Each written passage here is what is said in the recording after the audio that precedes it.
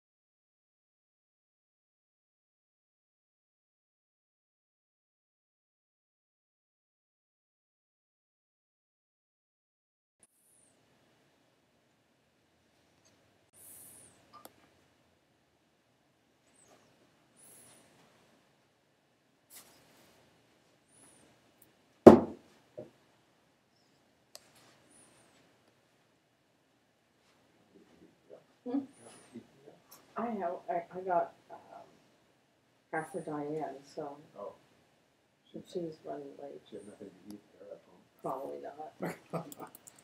Are you kidding with the chaos with the 3 kids and Dareth? This is kind of crowded. I'm going to move a chair. Yeah, we're not going to get that many people, I doubt.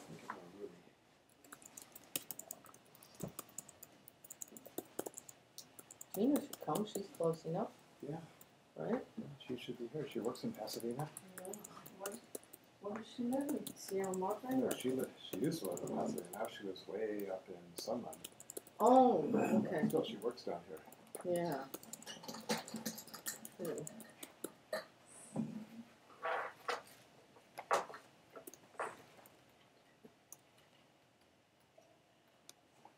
But sometimes people are busy, they're out of town, and they're stuck in traffic. Right. That's true. She might have Hi, patients tonight. my mother, Edala, or Edala. What's your first name?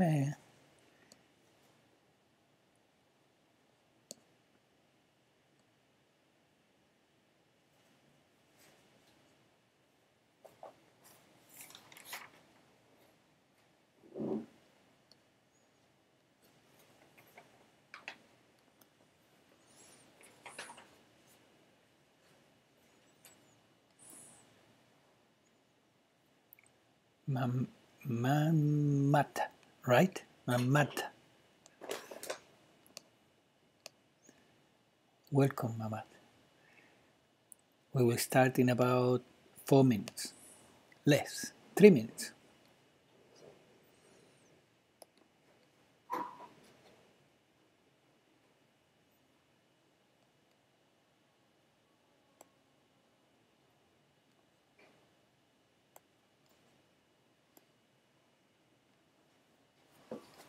Okay.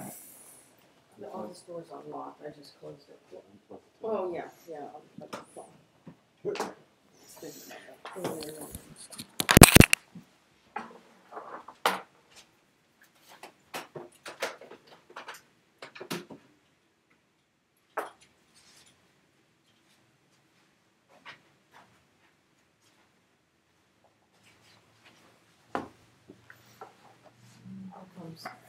I'm sorry. She's doing stuff. She's wondering.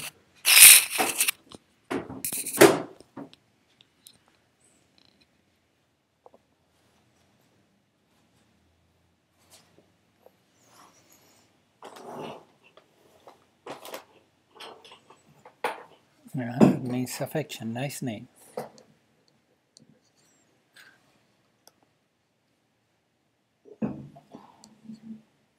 I always have snack food on hand.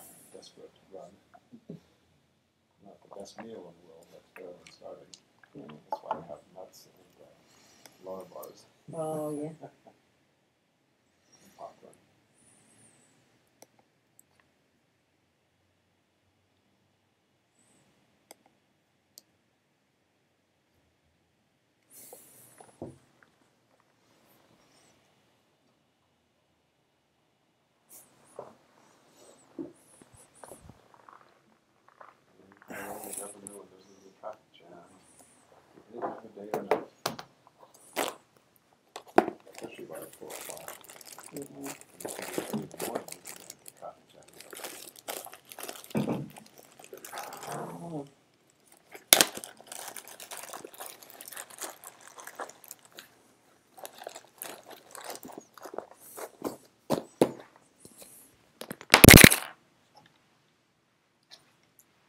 saw the latest Spider-Man movie last night. Was it good? Yeah, it was really good. Huh. It's a little kid now. The guy's supposedly 15 years old in high school. Oh. Becomes Spider-Man. So they have a really young, sounding kid. He's very kind of a little dorky, kind of insecure, kind of soft thing. He's like not person expected to be a hero. They want to do kind of vulnerable. It's a different take on the whole thing. And then Tony Stark, Iron Man, who's like kind of taking him on as sort of like an apprentice or something, or like a mentor to him. Gives him a fancy Spider-Man costume with all sorts of technological stuff in it. It's kind of fun like that. When did that come out this year? Came out last Friday. Oh, just last Friday. Wow. Yeah. Huh. So we will start now. For practical reasons, due to the way the recording works in Google, in YouTube, I will restart the recording before we start. So it will be turned off and on again. So just wait there.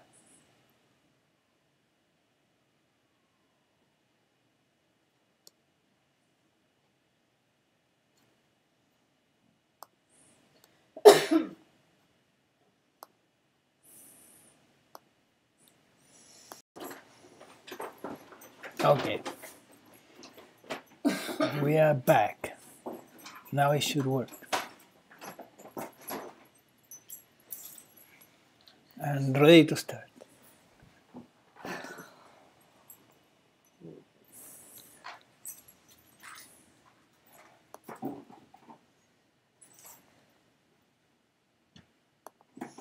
So we will begin with a short meditation, and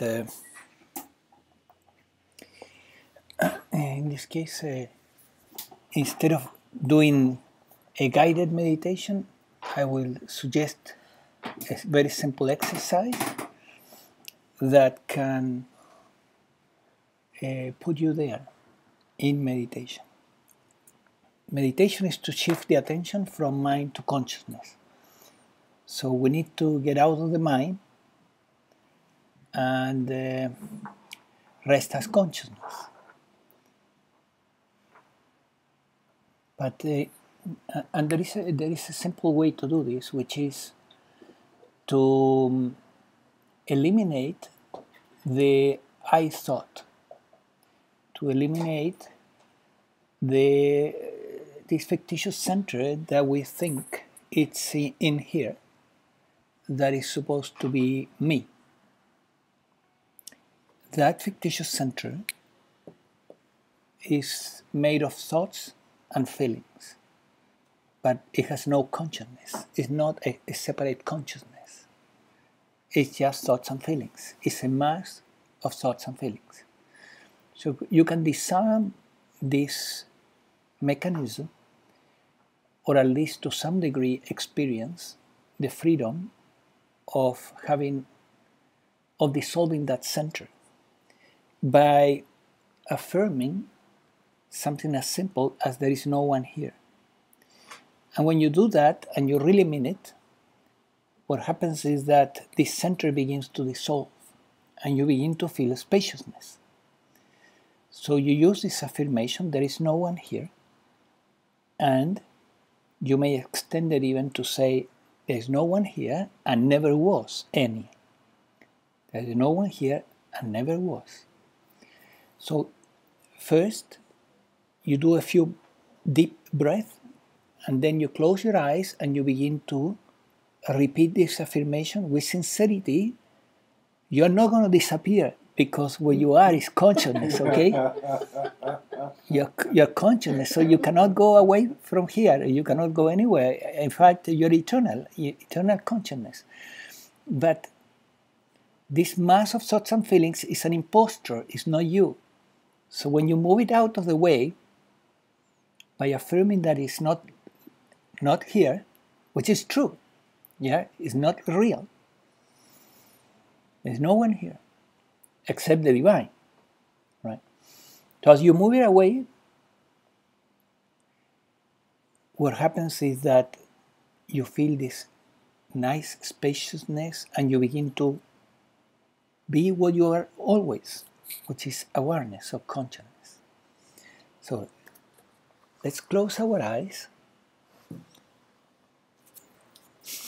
and let us start by taking, this time we are going to do a little bit more breathing than usual. We will do 6 deep breaths. And during the exhalation, allow your whole body to relax. Now this breathing is called double breathing.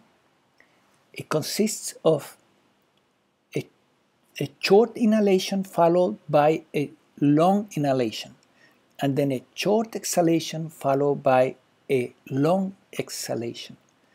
So it sounds like this. And the inhalation is, as you heard, through the nose, and the exhalation is through the mouth. So we'll repeat it. First inhalation, long inhalation through the nose. Then first a short exhalation, and then a long exhalation through the mouth. Nose and mouth. Okay. Inhale. Exhale. And when you exhale, you relax the whole body. Okay? So let's do this 6 times, and then we will go into the pointer or affirmation. There is no one here. Let's do it together. Let us inhale.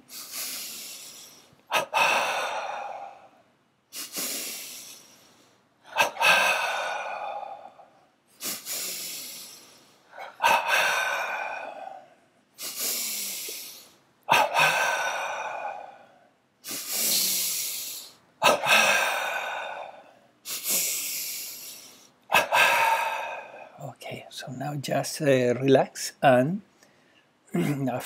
simply affirm the truth that there is no one here and never was.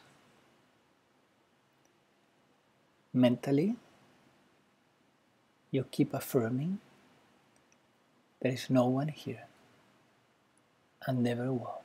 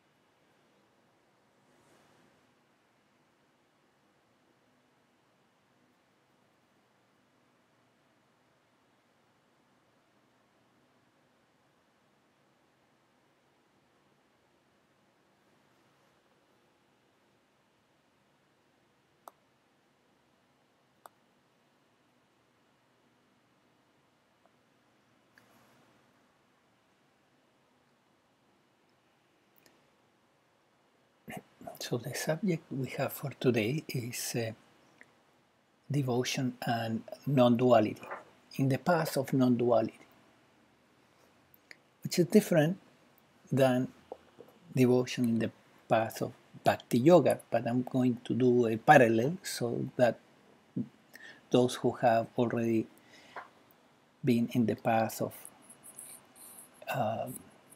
bhakti yoga, they can make the connection. It is similar and different.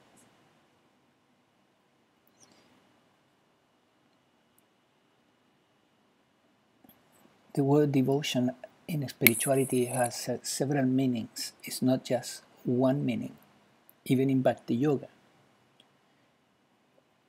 The most important meaning is that devotion means to have the desire for the divine realization, the desire for enlightenment or liberation, or in bhakti yoga, the desire to have God realization. So to cultivate devotion from this perspective means to cultivate the desire for the divine. The reason to do this and to cultivate this desire is that without it, there's not much progress that we can do.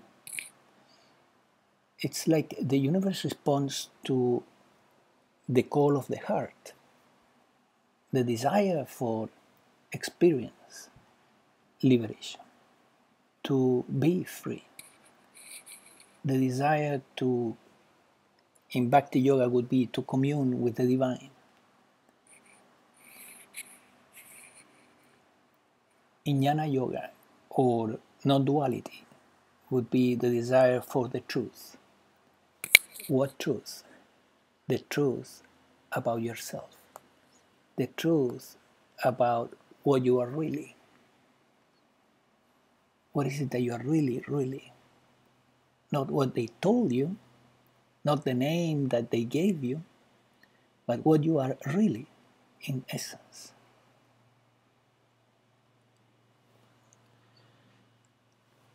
The desire to know the truth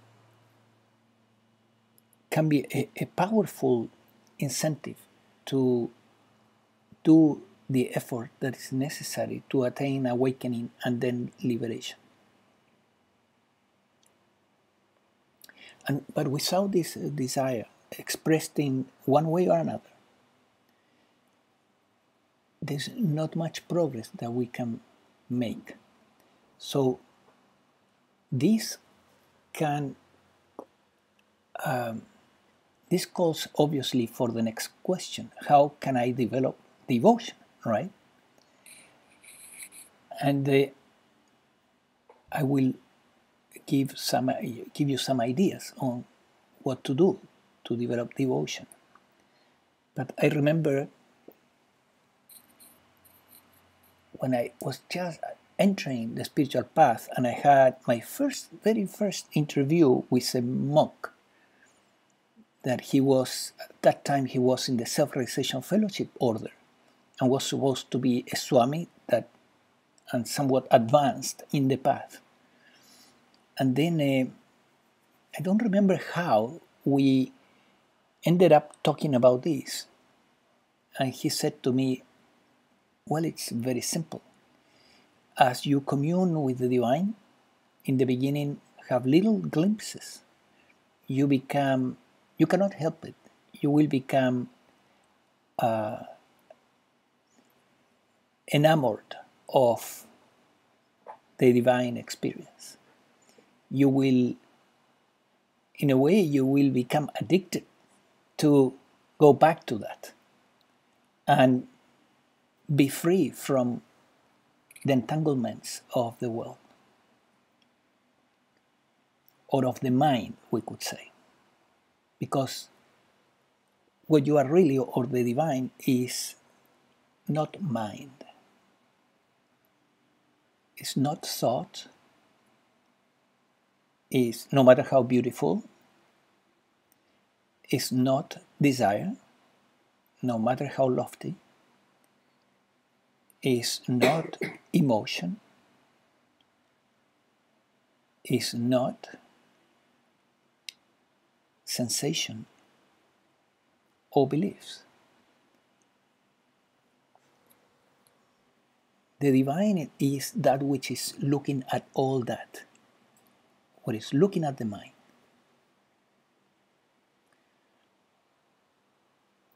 Is the looking, is the awareness.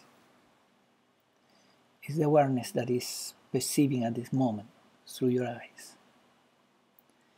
That awareness never leaves you. And when we silence the mind in one way or another, automatically we begin to move towards our true self. Even if we silence it a little bit.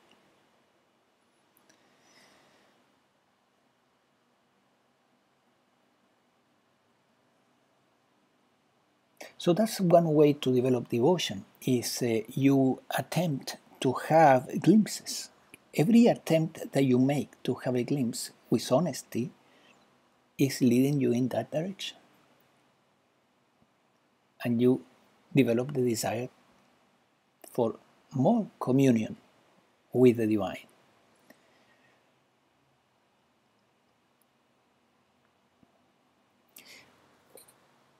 This force is very powerful. When you have a sincere desire for practically anything in life, any positive desire that you really have a sincere, strong desire will tend to be realized for you. And this is valid also in the spiritual path. So the force of devotion is immensely powerful.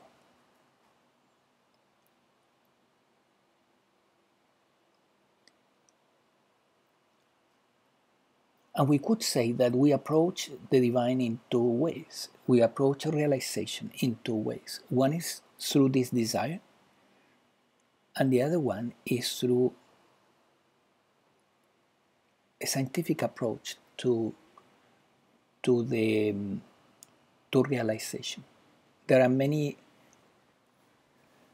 scientific aspects of yoga that can be used to move the internal energy in the body in a way that will give you glimpses of the divine, right? Even the simple exercise, the simple breathing exercise that we did a moment ago, in 3 or 6 breaths, you can stop the mind for a few seconds, right? Or it depends. For some people, maybe a few minutes or hours. But even if it's a short period of time, there is no doubt that there are methods, psychophysiological methods, that lead you there. That's the scientific approach. But then it comes the devotional approach. So in the exercise we just did, we see both. The first one, the breathing, is the scientific.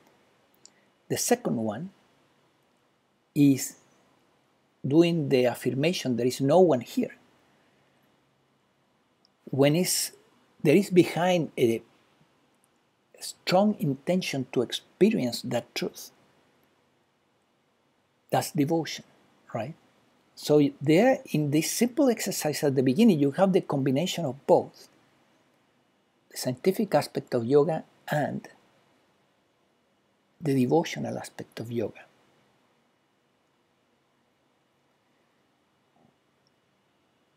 The devotional aspect is more powerful. If you have a strong desire to realize the divine, you don't need the scientific aspect.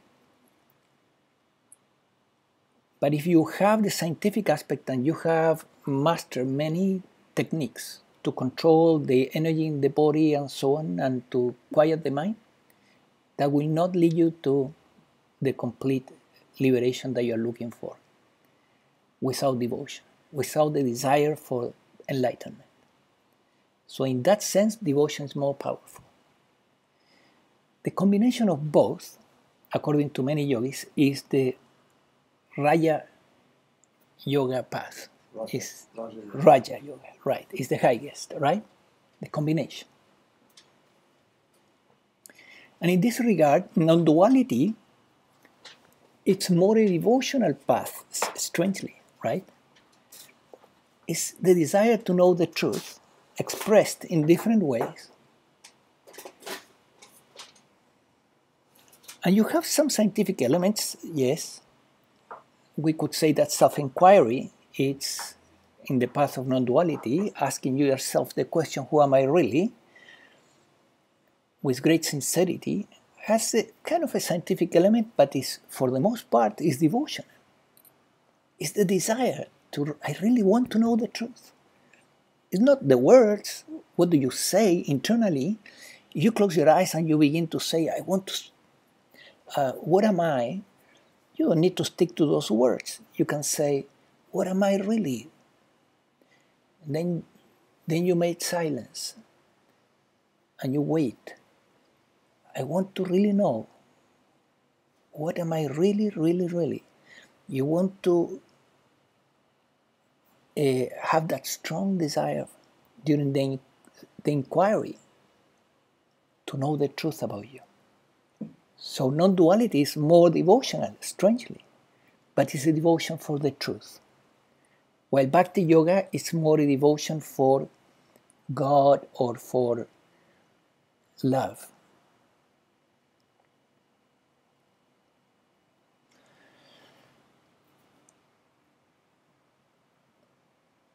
So because most of you are interested in non-duality, if you want to include any scientific aspect, meaning some psychophysiological aspect of yoga in your practice, I would suggest make sure it's very simple. Do something very, very simple. Like find a breathing exercise that will help you to quiet the mind somewhat. It can be very simple. And then go with devotion, like in the exercise we did at the beginning. And you can do this all day long if you want. You can take 3 double breaths, like the ones we took at the beginning, and then repeat the pointer, there is no one here, and feel empty. And move towards that emptiness. It doesn't need to be that particular affirmation or pointer only. You can use another one. Everything is empty. That comes from Buddhism, right? Beautiful. You look around and you tell yourself everything is empty. And it is. Everything is empty. In fact, science is recognizing this, that everything is empty. And you want to realize that. You repeat it with the intention of realizing. That's the devotional aspect. The words are not devotion. It's the desire to, yes, I want to realize that everything is empty. Not as an intellectual idea, but as an intuitive realization, right? You can go further and you can say, everything is empty. And emptiness is everything. That's another pointer from Buddhism, right? Everything is empty and emptiness is everything. And if you think in the cosmology coming from the yoga traditions, this is true. In those cosmologies, first there was consciousness, and then consciousness created an intention. So intention was the first. Intention to create the universe. Then came the thoughts, that the scaffold of the universe in the form of thought. But where those thoughts came from, there was nothing. So those thoughts continue to be nothing. They are wrinkles in a field, in the field of consciousness, and a wrinkle is nothing. A wrinkle in this cloth, you can see it, but it's not. It's still, there is just the cloth there. So everything we see is a wrinkle in the field of consciousness. And this can be realized. There is nothing here. Nothing real. Every object that we see, every thought that we experience, every feeling that we experience is ultimately nothing. It's not there. And it can be experienced. That everything is consciousness or nothingness. So you take a few breaths and then you grab any one of these pointers, or you start with one and then you move into more juicy ones. You start with there is no one here, then you move into everything is empty, then you continue into and emptiness is everything. And your desire to realize that truth will lead you there. And you will realize at that moment an aspect of the divine as emptiness. You will not realize all the aspects, but you will realize one. And this is an important aspect of the path that we need to be clear, which is that the divine has many aspects. Emptiness is one of them, but there is also fullness. There is love, there is bliss, there is light, there is sound, there is the Om, there is the void. These are different aspects of the divine. So we can ask ourselves, what aspect of the divine is that I really, really want to know? And that's where your devotion is. In non-duality, of course, the great teachers have encouraged us to inquire into what we are really, so that you feel great, to develop devotion for that question. What am I really, right? So when you ask this question, when you do self-inquiry, it's not the words, it's your desire to know. Quietly, you keep on asking with intensity. Intensity, not stress, is intensity of desire. Intensity of the heart. It's no stress. You can be totally relaxed, but your heart is pouring this burning question. What am I really? Or another question, also from Advaita, is, what is this all about? What is the universe? What is everything made of?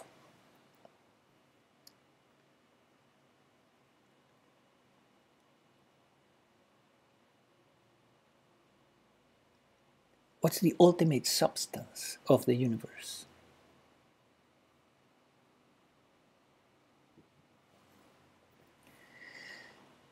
So this is probably the greatest aspect of devotion, is this desire for the divine realization.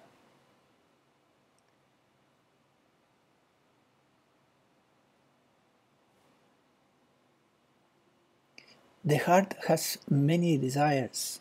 Desires for possessions, desires for experiences, desires for the things of the world, right? And usually what we attain in life is according to what we want. Well, in spirituality it's the same, but we want to guide our heart into the highest wanting, the highest desire. That's devotion. So devotion is a force of the heart that pulls all the rivers of desire into one big, huge desire for liberation.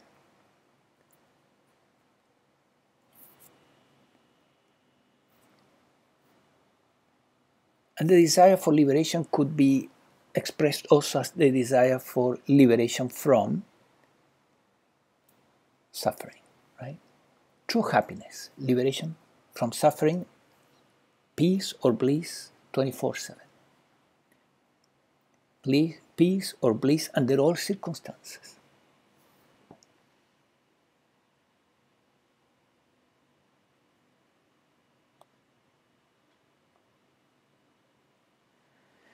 So this desire, this very, very strong desire for liberation, is not a desire of the ego. The human ego doesn't have this desire. The human ego wants a new car, the human ego wants a new identity. Identity, of course, the human ego loves identities, right? It's not the BMW, it's the ultimate machine where I will look special. That is the motivation of the ego. So what really, this desire does not come from the ego. It comes from the soul level. What means it comes from the soul level? It means it comes from the level of the energy body. When the physical body dies, we return to, there's an astral body that is inside. That astral body becomes free of the limitations of the physical, and it moves towards the astral world, which is made of light or energy, not matter like here. And then consciousness is looking through that energy body, as consciousness is looking now through this physical body. We are consciousness, we are not the physical body. So when you say, I am a human being, it's an identification with the human body. You are consciousness, undifferentiated consciousness. When you later, after death, you say, I am a soul, is the same. It's an identification with the astral body, right? Okay, but the desire for devotion comes from that plane. It does not come from the human ego. It is a higher aspect, dimensionally speaking, it's a higher aspect of you that has this desire for the divine, for the ultimate truth, for liberation, for enlightenment.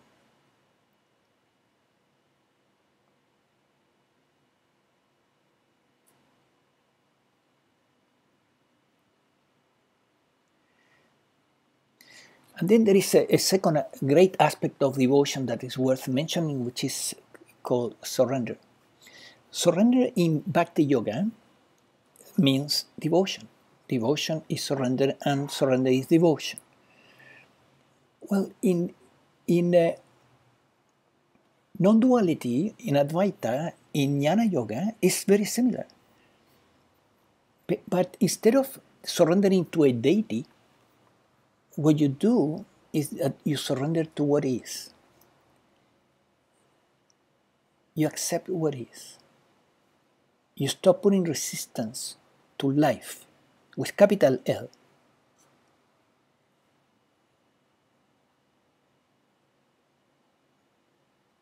You see consciousness, the divine consciousness, in every experience you have. Even when that experience is in relation to ignorant people, still you see the divine consciousness behind.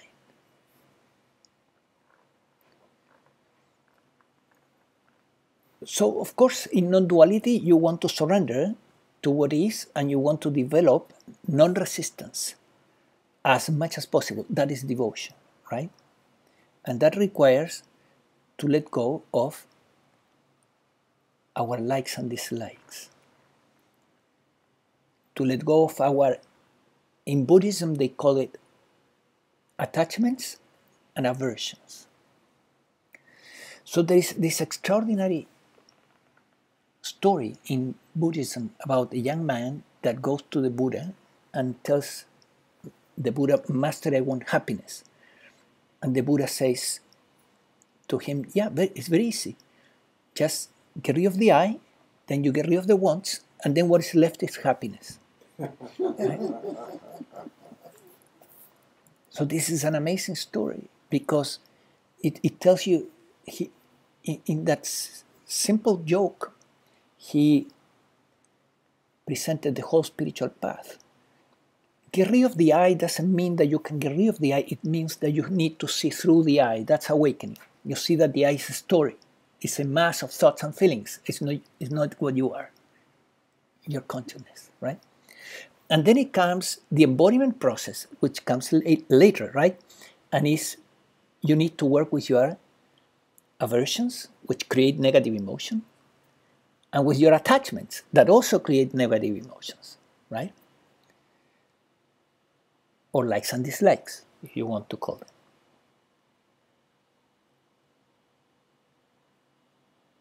So surrendering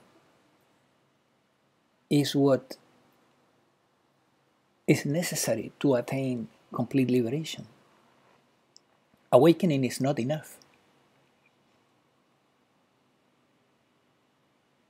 It's a very valuable step forward. But we need to be like water, that flows with the terrain. We need to flow with life. In Bhakti, they will call it to accept God's will, right? Surrender. A Bhakti yogi in the morning will repeat the affirmation, thy will be done. And will see the divine hand in everything that is happening to him or her during the day. That's surrender.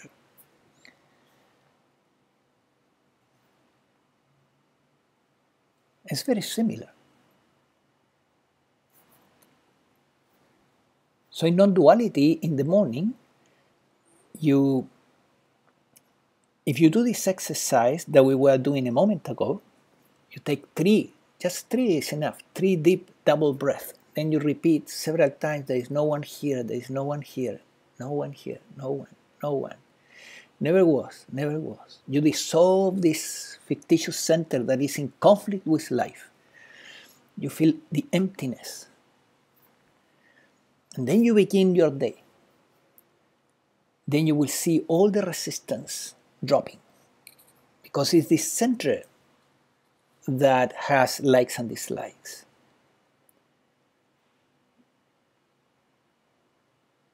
And then, when you see the mind-body organism during the day resisting something, you talk to it.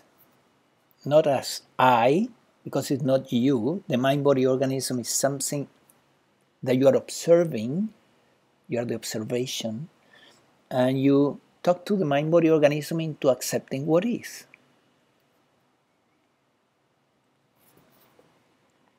Not resisting.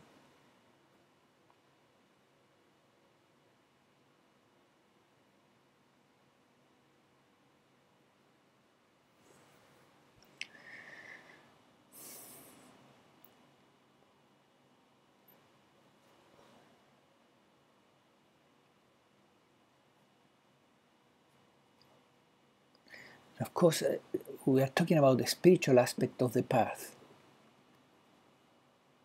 There is another aspect to the path that is healing. And I have discussed this in other satsangs, so I'm not going to go there. But actually, the cart of your spirituality is moved by 2 horses. One is the spiritual aspect, and the other one is healing. And healing has to do with, there are different techniques to do the healing, because we have programs and traumas in the mind-body organism that need to be corrected. Okay, I hope I have given you just a beginning of what devotion is about. There is more, in fact. The subject is quite profound. Another aspect of devotion is trust. Trust in the universe, that the universe will take care of you, that your needs are provided. Another aspect of devotion is patience.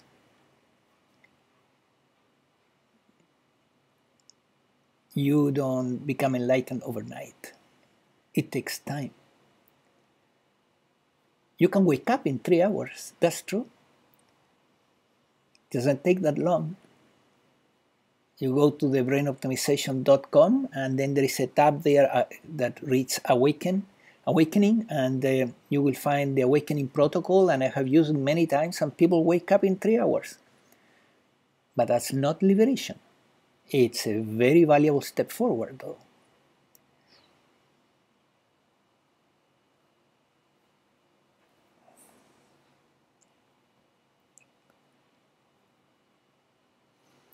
Another aspect of devotion is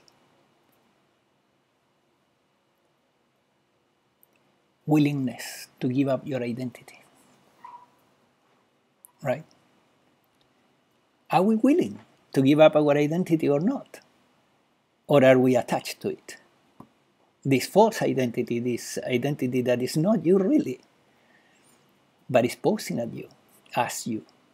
Do you want to get rid of it? Do you really want to get rid of it? Do you want to be what you are really? Or do you want to function according to what you are really? Or you still want to function as so and so? With all the consequences of that.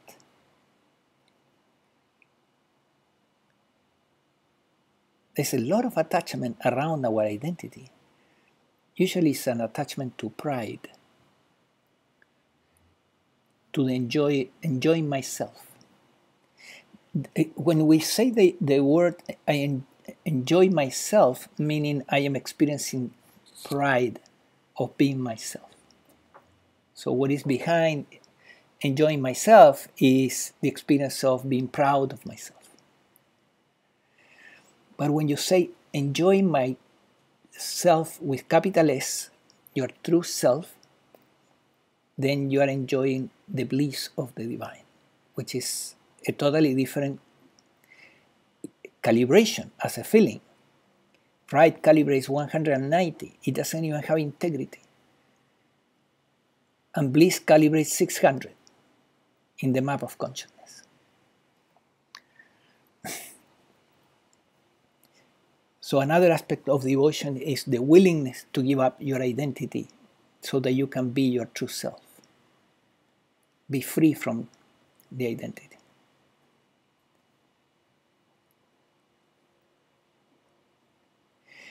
A few more ideas on how to develop devotion, and then we go into questions. Keep the company of people that are awakened. Then you will develop devotion very easily, without much effort. If we live with artists, we want to be artists. If we live with scientists, we develop the desire to be a scientist. If we're constantly with musicians, we begin to develop the desire to be a musician. And if you are with sages, if you live your life in the company of sages, you want to become a sage. If you, and when I say a sage, in reality is an individual that has awakened, that has realized that he or she is not what sin is, not the identity, it's something else.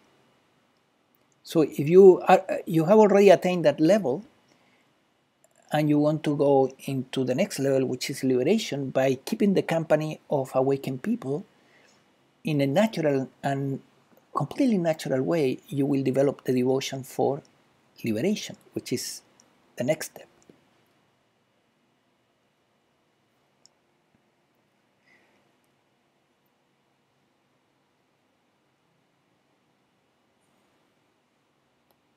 Then you can use practices of all types, right? Like the ones we have mentioned here.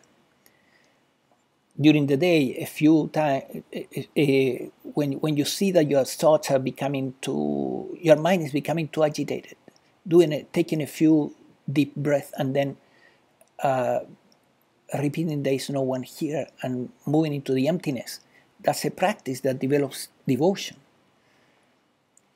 Meditation, reminders.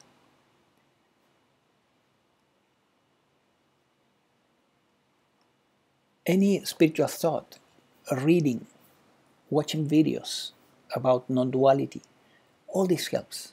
All this helps to develop devotion.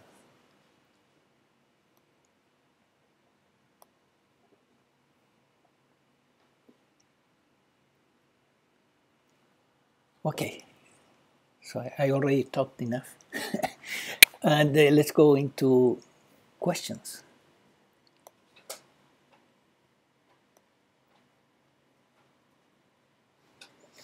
Those online, you're welcome to send your questions through the chat room. You write them down, I will read them, and that's enough.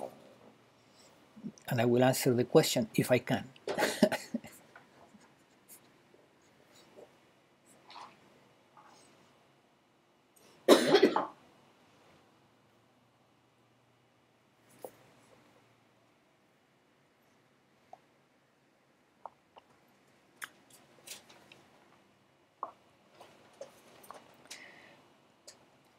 Yes. Do you think that certain zodiacal signs have a propensity towards devotion? It's easier for them than maybe for other zodiacal signs. Zodiac. Oh, Astrological okay. So Diane's question is if some zodiacal signs, astrological signs, have a greater propensity towards develop devotion or experience devotion. I don't know. Yeah, Quite water honestly, signs, I don't know. Or, yeah, So that's what I was thinking. Pisces, Scorpio, and Cancer. Yeah, I'm not an astrologist, but here we have an astrologist and of high caliber. So Roy is answering the question, and he's saying that the water signs, which Cancer, are Cancer, Scorpio, and Pisces. Cancer, Scorpio, and Pisces, are the ones that develop devotion more easily, right? That's right. Right. Okay. There you have the answer, Diane. But it depends on their chart. Oh yeah, they have a lot of water. Yeah. Especially the sun and moon. The moon sign is important. But that's bhakti devotion, not like the devotion that Jian's talking Right, about. right. Yeah. So Roy is saying that that is about bhakti devotion, not the devotion of non-duality that I was talking about. So the bhakti devotion is wanting to connect with or unite or merge with an object of some sort, some being or presence in which you feel a great deal of connection through love. Right, through love, right? It's about love. It's about attaining the merging, right? When non-duality would say that it's about realizing that there was never a separation, right? The separation is never there. The separation is the result of thought, imagination. When all thought goes, then we cannot divide the experience anymore. We cannot divide the universe anymore. We're dividing it constantly in our thoughts. If thought goes, then the division stops. And then you begin to see oneness, right? Not duality. So when you say the division goes, you mean the division between subject and object? Right. The division between subject and object and object and object. You have two objects. You see them separately because you have a name for object number one, a name for the distance in between, and a name for object number two. But if you don't have language, these three names are not there. Then you cannot separate them. So also get rid of the division between what you do and what happens to you. What you do and what happens to you. Yes, because you won't have a language to separate those two things either. See? And you would remove the division between cause and effect. Yes, it's also gone. Every division is gone. And between good and bad. And good and bad, yes, everything. All division goes. That'd be hard to have language at that point. Right. When there is no language, language is built on names. Yeah. Right? Without names, we have no language. Then we have names for things, objects, and for actions, verbs, right? And for qualities, adjectives, right? So if you remove the names, you have no language. If you removed all the names, you cannot separate what you are seeing, the experience that you are having in the present moment cannot be fractionated anymore, divided anymore. So is that why some awakened beings quit talking? So Roy is saying that's why some awakened beings stop talking. Yeah, I wouldn't be surprised that. Or they say that that's there's the no reason. way they could explain anything, so they quit teaching. Right. Yeah, that the minute you begin to explain things, you begin to divide, right? So they begin to get out of the oneness. So words can't bring you to unity because they're always dividing. So words can't bring you to unity because they're always dividing. Right. The words can point to unity, but they cannot bring you to unity. Yeah. So the discussion we are having, about what is unity and what is not unity, can help. In fact, and the pointer look without names is pretty powerful. You go to nature, for example, or even in your own room right now, and you look around and you say to yourself, I will look this room without naming anything, without names. If I have no names for anything that I'm looking at, you may get a glimpse of non-duality, of oneness. Yeah, I find that naming is going on deep in the subconscious. Like if I'm meditating and I hear a sound, immediately my mind is looking for an image to recognize that sound, and then there's a name implied. So it's all happening very subtly, very subconsciously. So Roy is saying that the naming can be very subconscious, and that is true. But if your intention is powerful to stop naming, it will stop the subconscious naming also, and then you will have a glimpse. So we just got rid of all nouns and verbs for a while. We would do really well. Yes, because nouns and verbs are names. Yeah. All is name. The whole language is based on names. Nouns, verbs, and adjectives are all words, names. But the rest of the words we could keep. The pronouns, the articles. The articles.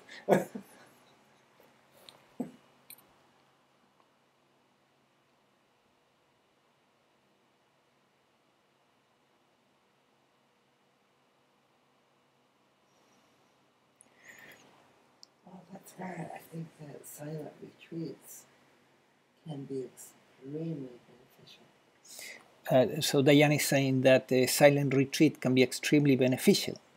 And yes, I would say that it can put you in contact with the external silence, can put you in contact with the internal silence, right? When you go into internal silence, meaning there is no chatting, there is no naming, and then you experience oneness. Another pointer, a nice pointer, is, for example, and this is the way, the paradox, right? That the non-duality uses words to point to something that is beyond words. That's the use of pointers, and it's a fantastic tool. So, because it can give you glimpses, and one of these pointers is there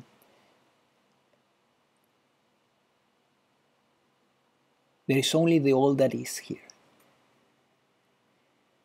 there is only the all that is here.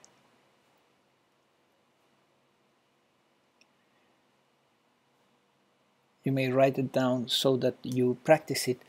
Go for a walk, for example, and you tell yourself there is only the all that is here, until you begin to see that everything that you're looking at is the all that is this. It's another pointer, this.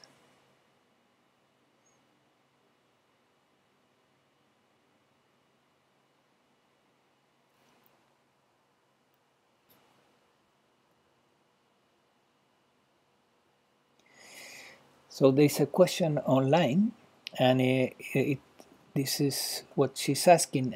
My mother is asking, since no one is there, when consciousness level is calibrated, consciousness of what is being calibrated? Mind, astral, body? Okay, calibrations.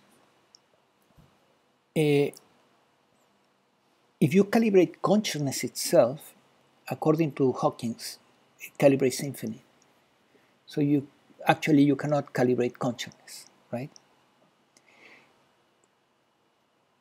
Pure consciousness calibrates infinite. So what you are calibrating through the map of consciousness is actually, let's say, when you calibrate an individual, right? You're calibrating the mind, body, soul complex, which are the instruments through which consciousness is manifesting. So let's say Hawkins calibrated Ramana Maharshi 720 in the map of consciousness. What that means? The consciousness that was looking through Ramana, what we know as Ramana Maharshi, and we identify as Ramana Maharshi when we see his picture, that body, the consciousness calibrated infinite, same as the consciousness that is looking through your eyes right now. But the mind-body organism with the subtle bodies inside, the astral and causal, that we knew as Ramana Maharshi, had become a very sophisticated system for the expression of consciousness in this plane that was calibrated at a very high level in the map of consciousness. And that is what David Hawkins calibrated, 720.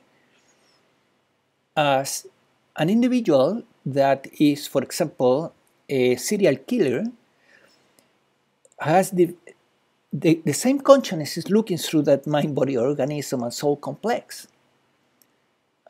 But that organism is so damaged that the calibration will probably be below 100. So you're calibrating, when we calibrate a human being, we're calibrating all this mind, body, and subtle bodies complex.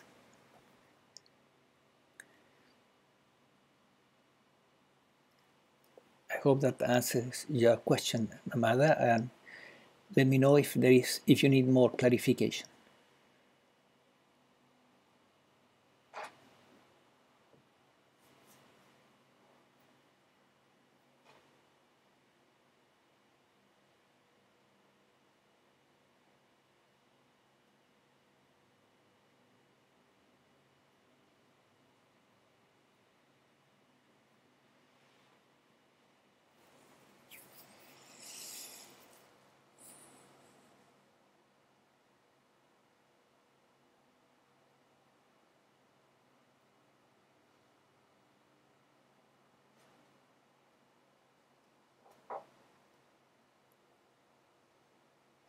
Okay, so that seems to answer your question. Good. So the two ways to develop devotion are doing spiritual practices that give you experiences that start to pull you in. Right. And the second one is to spend time with the awakened or the liberated. Right. And also any spiritual practice will help you to develop devotion. Spiritual practices. Right? Yeah. Spiritual practices will awaken your sincerity for liberation, for attaining, And maybe, right? And maybe reading spiritual books. Reading spiritual books, right. Attending satsangs, attending a service in your church, if your church, is somewhat enlightened. Be careful. But if it's a church that is more advanced, right, then you can get devotion out of the experience. Instead of fear. Hmm? Instead of fear and guilt. Instead of fear and guilt, exactly. Okay. And what is the purpose of developing devotion? So Diane is asking, what is the someone strive right? to develop devotion? What is the purpose of developing devotion? Well, the purpose is to. Without devotion, we actually would continue indefinitely in these planes of ego and level of ego without devotion. It's our devotion what has led us out of the ego consciousness into higher levels. And so without devotion, there is not much progress that can be done. This is also reflected in Zen, by the way, in a story that is kind of black and white, so I don't like it that much, but it's this monk that is being initiated by his teacher, and the teacher brings him into the water in the river and suddenly grab him and put him under the water, and the guy is drowning. And finally, when he's about to drown, the teacher pulls him out, and the poor guy takes a deep breath, and he said, "What was that about?" And the teacher says, "Well, I just want to show you that when you want enlightenment with the same intensity that you wanted the next breath, then you will get it." So in Zen, you find the same thing, is that they want you to, the teachers want you to develop the devotion, the desire for enlightenment. So because otherwise there is no progress. Diane. Devotion with desire. Right. It's the same, right? Oh. It's just that it's a very particular desire, right? It's the desire for enlightenment, it's the desire for liberation, it's the desire for the love of God, it's the desire for the divine, it's the desire for bliss. See? Different aspects of the divine. Without that, we would not make much progress. It's impossible.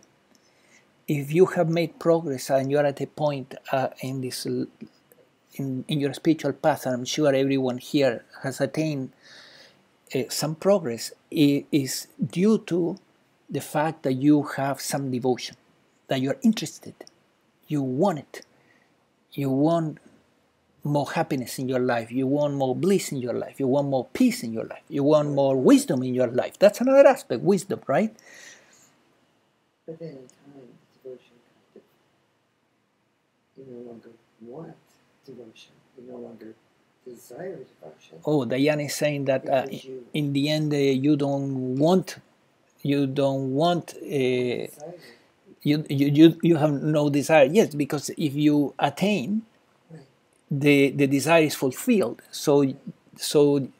But is desire what is pulling the carriage, right? Is what is necessary to get to that. Now, when you get it, it's fulfilled. The devotion is fulfilled. But at the same time, then it comes the issue of sustaining it.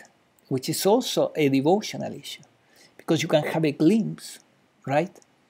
And then it closes down. But if there is great devotion, the devotion will pull you into a next glimpse and into a next glimpse, and one day the intensity of your devotion will keep you there indefinitely and free. And also think of devotion, the driving force that will help you to do the work, the healing work, right? Because there is healing work to do. In order to sustain the state of enlightenment in a continuous way, you also need to do healing work. And sometimes that healing work is not a joke. It's painful, right? But what is the driving force behind that? You want happiness, right? You want true happiness. You don't want just the happiness of having a glass of wine. You know that the glass of wine will give you happiness just for a little moment.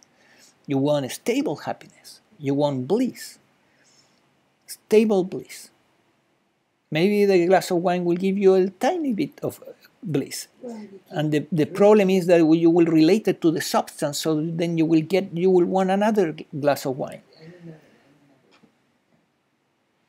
And you can also have devotion for liberation, to be free of the things that pull you out of that state. Right. Devotion for liberation is the devotion, the desire to get rid of the things that are pulling us out of that bliss, out of that divine love and so on. Because devotion, in English means you're devoted to something, right? Right. You're devoted to your job, you're devoted to your kids, you're devoted to whatever your project is. So what are you devoted to? Right. Yes, So yes, meaning yes. for devotion. Yes. What are you devoted to? See how fundamental is what we are talking about. It's really, really fundamental. Without this, as I have been trying to say, there is not much progress to be done. Devotion is superior to, for example, discipline.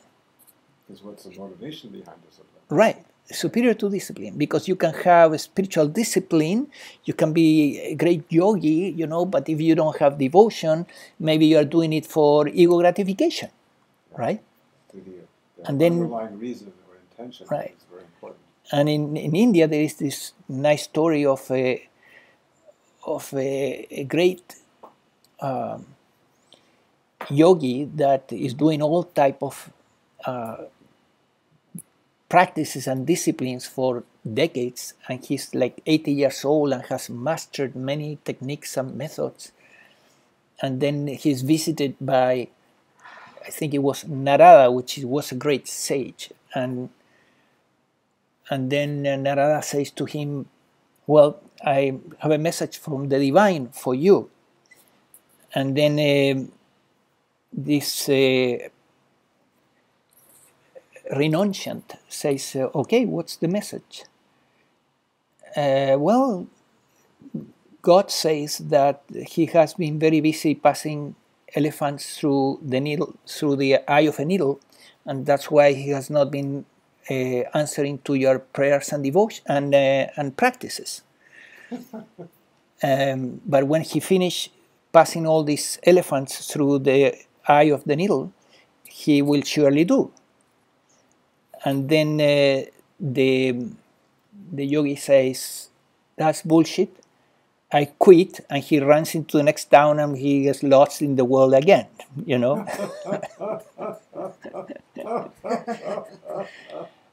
And then the same say Narada goes to another devotee of God who is a drunk man, and he tells him, he goes there and the guy is totally drunk, and Narada says, I have a message from God to you.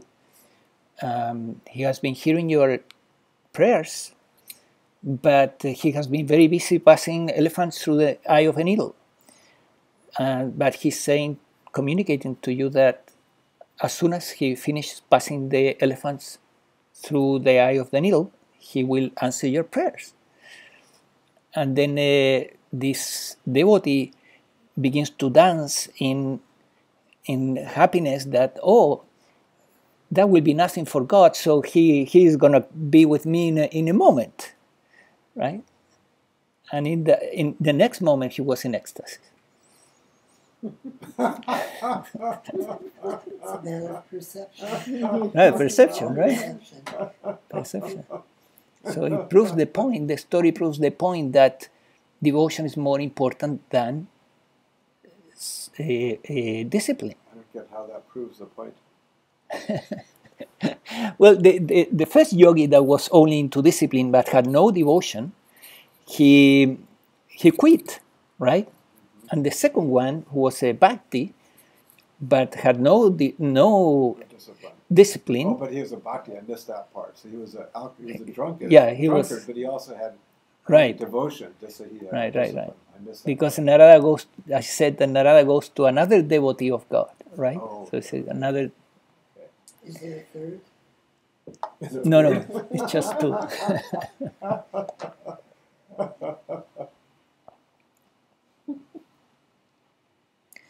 So yeah, devotion is more powerful than discipline, but we want to have both, right? So Yogananda, for example, he was in favor of a balance between science, which includes discipline, of course, and devotion.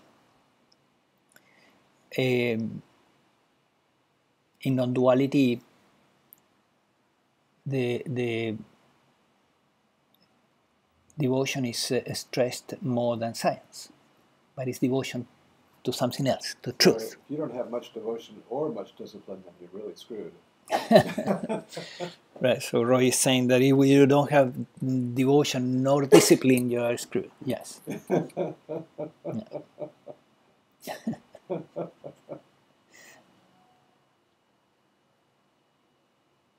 And I saw this in the beginnings of my spiritual path. I had friends that were very disciplined, and I had friends that were very devotional.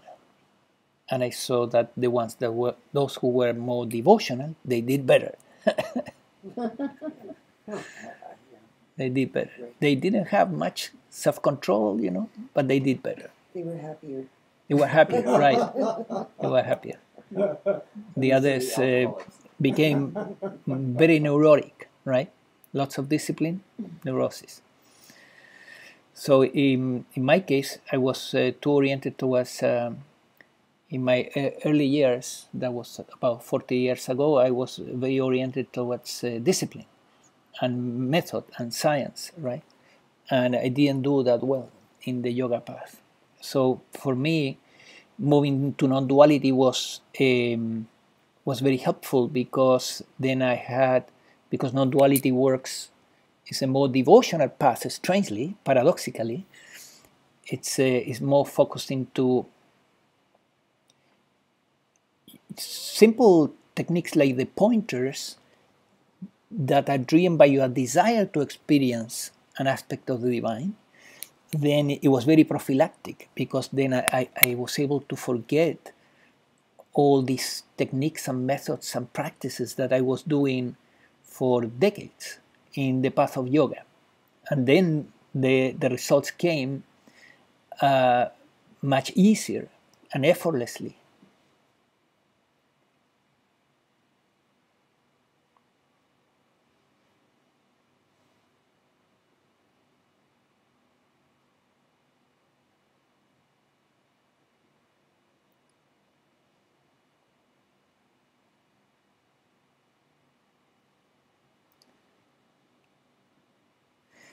So it's strange, but people think that non-duality is not a devotional path, but it is. It's very devotional. It's the devotion for truth, the wanting to know the truth about yourself and about the universe. That's the driving force.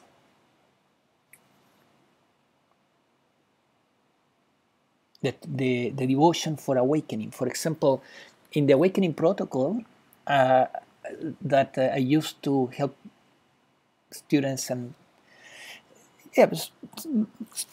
clients that want to wake up, I have added for some time a preparation for the awakening protocol session, and the preparation is very, very simple. It's just that in the morning you grab a glass of water and you center there the intention, I want to wake up, and you imagine putting that intention in the water. I want to wake up, I want to wake up, I want to wake up. And then you drink the water and you imagine bringing this intention into all your body cells and brain. And then you do this for a couple of weeks before the awakening protocol session. And I have seen much better results. I have seen an increment in the results with the session, because the individual has prepared their heart. They want to wake up. And the idea came because that was my experience too. I was working with a teacher, Jim Driver, having awakening sessions with him, having sessions to wake up. But after several months, I was not having much results. I was kind of slow. So I began to do this in the morning. I was using not water, a different alchemical substance. Water is an alchemical substance. I was using Ormus, and I was putting the intention in the substance, I want to wake up. And every day before meditation with my wife, we were doing this little ritual. I want to wake up, I want to wake up. And a friend of ours had given us this Ormus. And then after a while doing this, we had a session with Jim that resulted in the awakening. So that happened, I would say, to a great degree because the heart was in the right place. The desire to wake up was there, and the universe responded to that. And Jim was an instrument, and he did a good job. And the student, which in this case was this system, the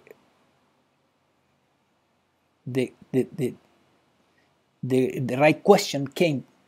The right question came at the right moment and was answered correctly by Jim, and bang, it happened. So this, I think, was the result of devotion again. The devotion to the desire to wake up. So you haven't awakened, you can, repeat this intention every day, until you get the awakening. And it will be unfailing. I would say it's impossible to fail. See, to wake up, it takes no more than 3 hours with the awakening protocol. It's simple. And it's life-changing. I wonder if there's a correlation between suffering and devotion. The desire. A correlation between suffering and devotion? A correlation. Yeah, I would say that unless we develop devotion, the suffering will continue. That's the correlation, right? But what I mean is, the more a person is suffering, the greater the desire, the greater is the... Oh yeah, so Diane is saying, well, the more a person suffers, the more the desire to wake up, right? And to embody later for liberation. Yes, in fact, is suffering what eventually cracks the ego, that it has only devotion for things and identity and the things of the world, and the ego cracks in the suffering, and through that crack comes a different desire, right? The desire for the divine, and then usually the right person shows up, or teacher, or book, or tape, or video, and the individual begins to the path towards liberation. But a lot of people who are suffering are just looking to be free of the particular thing that they identify that suffering with. Right. Or they're trying to escape from the suffering through drugs or alcohol or something, Right. rather than try to transcend it.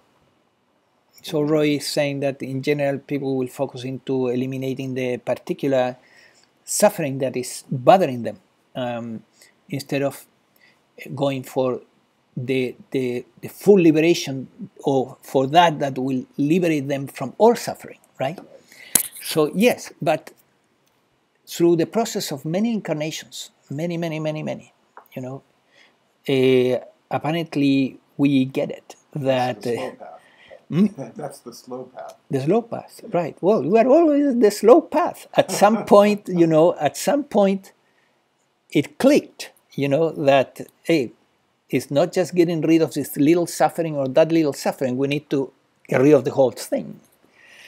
And when you begin to desire that devotion again, then the right teacher comes, or the right teachings. Some people are drawn to the infinite, not so much because they're suffering, but just that the infinite is so attractive. Right. They want happiness, Yeah. transpersonal happiness, or they have a sense of meaningless, for example. That was something that happened to me early in life. At some point, a sense that, well, what is the meaning of all this? This doesn't make sense. This whole thing, I was going to the university and waking up in the morning, going through the morning routine, and going to the university, studying, coming back, studying more, and then next day repeating the same thing, and it became What's it all frustrating. What is all this about? What is all this for, right? What's the meaning of life? So this woke up devotion for knowing the purpose of life. What is the purpose of life, right? And then that attracted the first path that I went into. So it's all driven by desire, by devotion.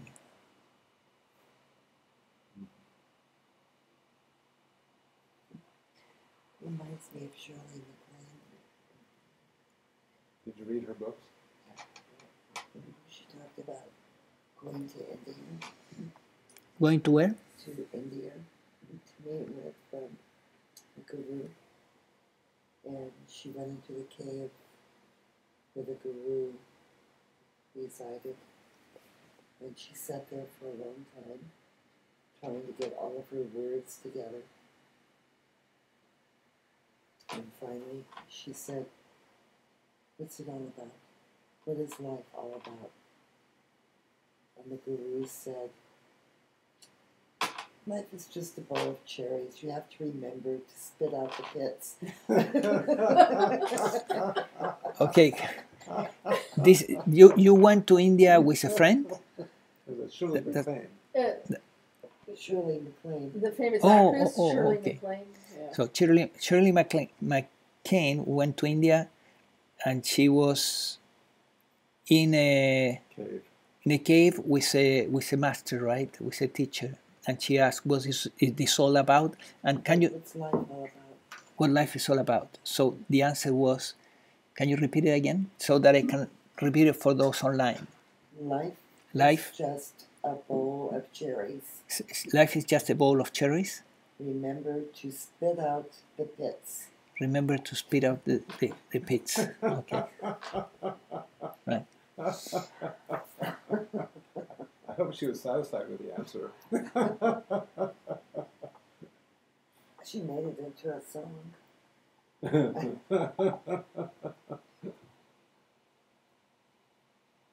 I think I read that in one of the books. I assume Okay. this guru liked cherries. I have cherries.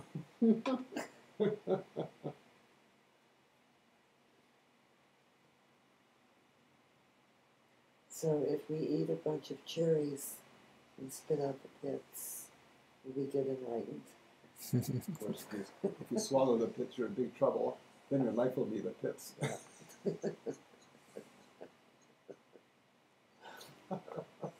You get indigestion.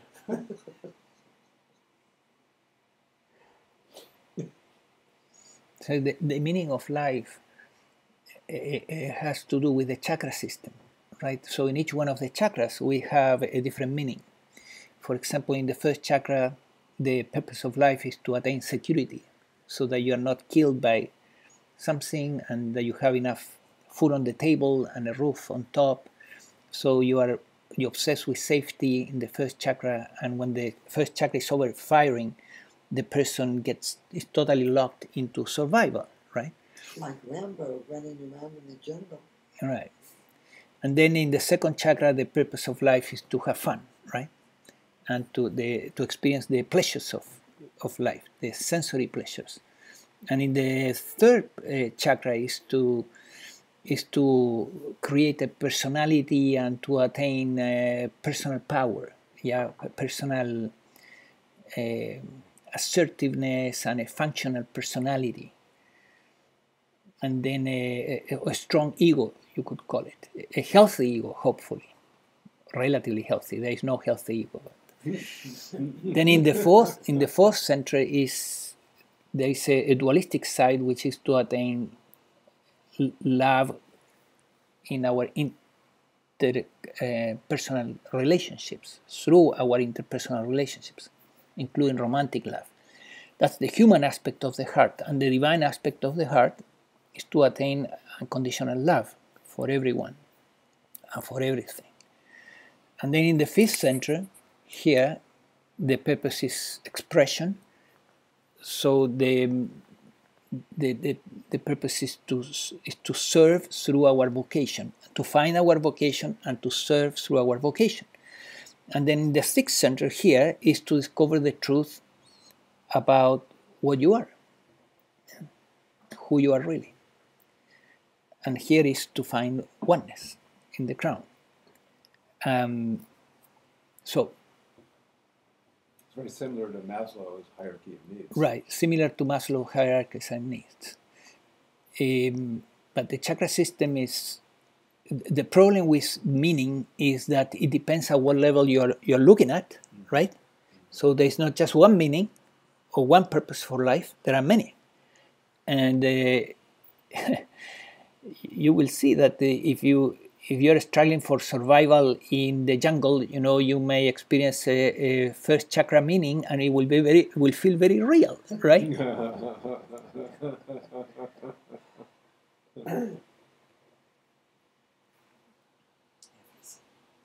Program on TV called Alone on the History Channel, and they drop these people off. Right now they're on Vancouver Island, and they have to survive. They have to kill their own food, pick their own food, make their own shelter, and whoever lasts the longest wins. I think they were all Boy Scouts when they were Diane is young. talking about a program in TV that is called Survival. Imagine. They're all coming from Yeah. their So base chakras. they put everybody in an island, and they have to survive in whatever way. So yeah, this the problem with the ego is that it becomes obsessed with the first 3.5 chakras, right?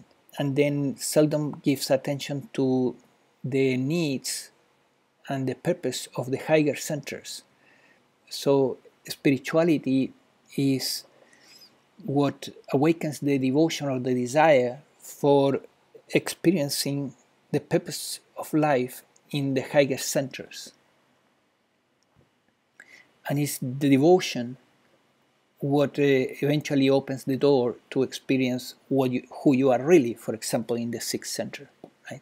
Or to experience a non-duality in the crown. Or to find your true vocation in life and to serve others through it.